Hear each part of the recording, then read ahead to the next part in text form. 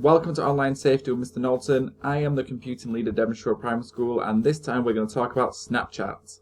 So first of all, let's talk about Snapchat. Snapchat is an app that's been around for well over a decade now, and it is incredibly popular since it was released. Primarily, it is a communication app where you can send pictures called snaps, you can send messages, and you can also send short videos.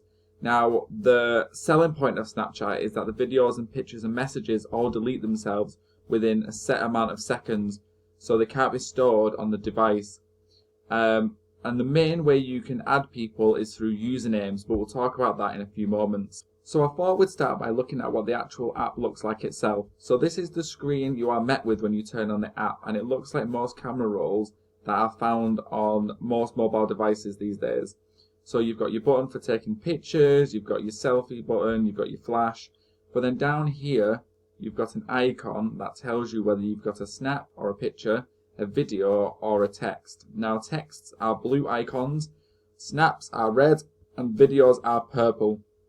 Now down here you have your menu to get on to any other menus. So on newer versions of Snapchat you also have lots of filter icons, but again we'll talk about them in a few moments. Now this is the screen, this is like your contact screen. So down here you have a list of everyone who sent you either a message, a snap or a video. For each person you have an avatar, which can also be part of their story. Now a story is a collection of pictures which you can look for by looking at them by clicking on here. And then you have their username, and then you have whether you've sent them a picture or not. Now there's different icons for whether you've sent a snap or received a snap, and the icon is full if you've sent a snap or you've got a snap waiting, and it's empty if the person's received it or you have read it yourself. So let's talk about how to add people on Snapchat. There are three main ways of adding people on Snapchat. The first way is by using a username. Now anyone can add a username as long as they have access to it, like a phone number. But the problem is, like a phone number, is that it can be shared with anyone. So a friend can pass it to another friend, or someone could put it online and then anyone there randomly, complete strangers, can add them. So this is one thing to be careful of. The second way is by using the snap code. So down here is an example of a snap code. So Snapchat have invented their own like QR codes, but with a snap picture inside, and if you scan them it'll add someone as a friend. Now again, these can be shared, but friends can't steal each other's. So the only way that people can pass it on is if you've sent it to someone already. Now the third way is by a quick add function. So the quick add function is like adding a friend of a friend. So you get an option where you can look through the friends of other people and you can just quickly add them if you know them. But again, obviously we don't all know each other, so you could just be adding complete strangers. Now there's privacy settings within Snapchat, which we'll go over in a little bit, but the problem with Snapchat is that you can't stop people from adding you. So there is no setting to stop completely random strangers from adding your Snapchat. So Snapchat, like all other apps and gizmos these days, does about 10 different things. So we'll go over a few features that Snapchat also does. Now, like all apps and devices that have the ability to take pictures these days, they all have filters or backgrounds they can change. And obviously these are very popular with children. So Snapchat has its range of filters, like rabbits and so on, that people can add to their photos, which obviously makes people enthusiastic to send pictures. The second thing of Snapchat, and this is one to be careful of, is if your settings are not set correctly, you can actually set it so people can see your location. Now, or you can see the location of other people. Now, please make sure you check the setting, because obviously if it's your children's account, they don't really want to be sending out their location to people on Snapchat. Now, you can only see this if you're friends with them, but again, if you've added a stranger by accident, then they can see where you currently are. Now the third feature is these stories. Now Facebook also has a story feature where you can put a collection of pictures or videos that makes up like a little story of the day, and people can look through them whenever they want. Now the other thing that Snapchat does is it actually has adverts on them. So if you swipe all the way to the right in the story section, there's actually lots of adverts, and lots of companies like to use Snapchat for their advertising. So again, just be careful and talk to your children about the advertising section, and make sure to try not to click them, because then they could end up clicking something maybe that's inappropriate for them. Now, the last thing I wanted to talk about very quickly is, even though Snapchat's thing, if you like, is the fact that messages and images are deleted, you can actually screenshot them. Now, if you screenshot them on the device that you've sent it to, the app will tell you it's been screenshotted. But obviously someone on a separate device can take a picture without you knowing. So again, you talk to your children about just being a little bit careful about what they're sending, and the fact that someone can actually save it even though it's going to get deleted at some point. Now, thankfully, like all apps these days, they all come with privacy settings. So the privacy settings are pretty good on Snapchat. So the first thing I wanted to talk about was, to be able to make a Snapchat account, you need to have a phone number linked to that account. Now, the phone number is not visible to anyone except for yourself, but it obviously allows Snapchat to be able to text that number to get an activation code. So again, your children won't have access to Snapchat unless they have got some form of a phone number to activate that account.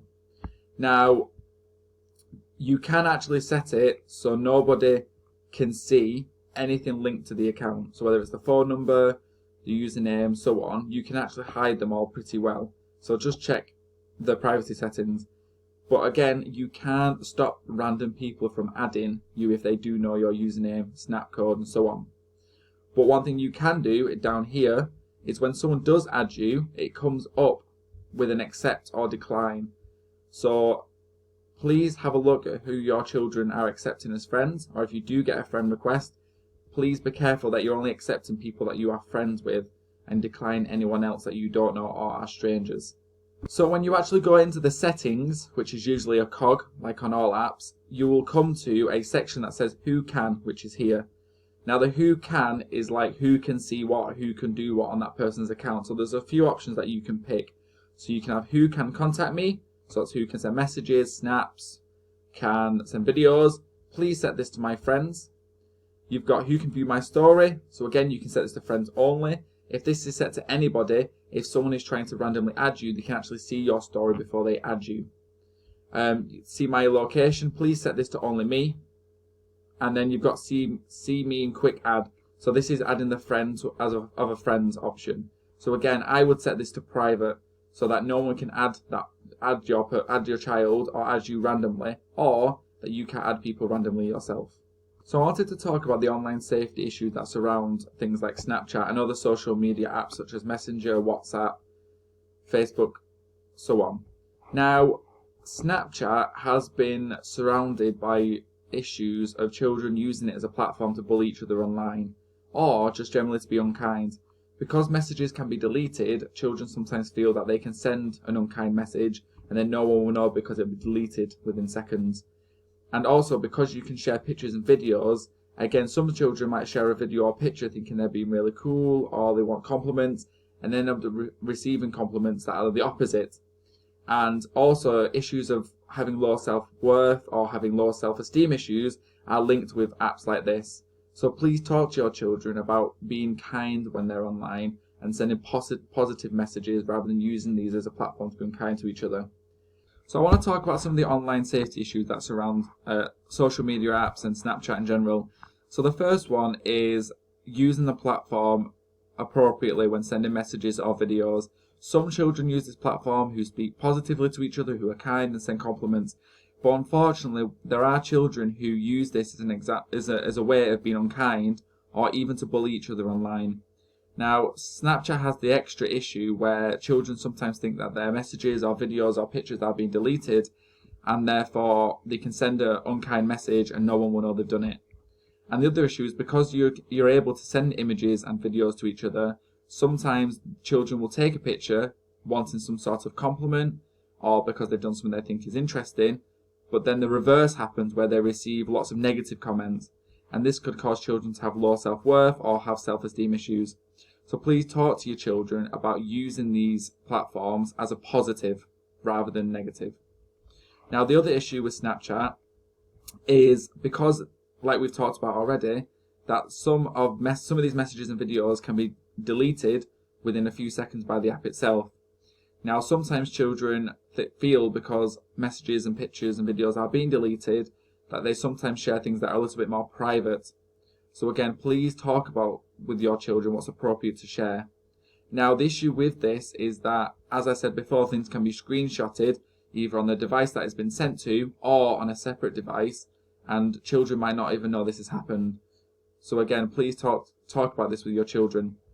Now, Snapchat has had some issues with online grooming because the ability to share usernames or people for randomly to find usernames online is fairly easy unless you've never told anybody or you trust the people you've sent it to.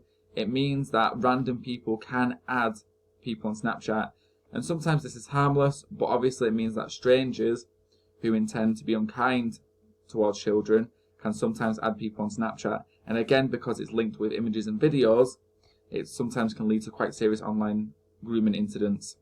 Now, the final thing I want to talk about is online addiction. Now, Snapchat has a feature which is known as streaks. Now, streaks is where the account is awarded points if they send lots of messages to and from one person. And this is obviously quite addictive to children to get the highest streak by sending the most pictures and videos. So again, just be careful and talk to your children about not spending too much time on social media platforms. Now, YourLaw is a separate app, but it works alongside Snapchat. So YourLaw has only been around for the last few years, but it works in tandem with Snapchat. Now, what YourLaw does is it allows you to ask a question and receive answers, but the answers are all anonymous, so you don't know who sent you the answers back. Now, this is only through Snapchat Friends, but again, because of the nature of being anonymous, it causes some children to be unkind to each other. Now, again, because it's anonymous, a lots of online bullying and self-esteem issues have been related to YourLaw. So again, talk to your children about being positive, sending positive, good messages to each other, rather than being negative or bullying one another. So I hope this video has been helpful. I hope it's been informative about how Snapchat works, about how to set online safety features, and about generally some of the issues surrounding online safety in terms of Snapchat. Now, as always on my videos, I want to end this with a little bit of Mr. Knowlton's advice. So number one is always talk to your child about what apps they are using.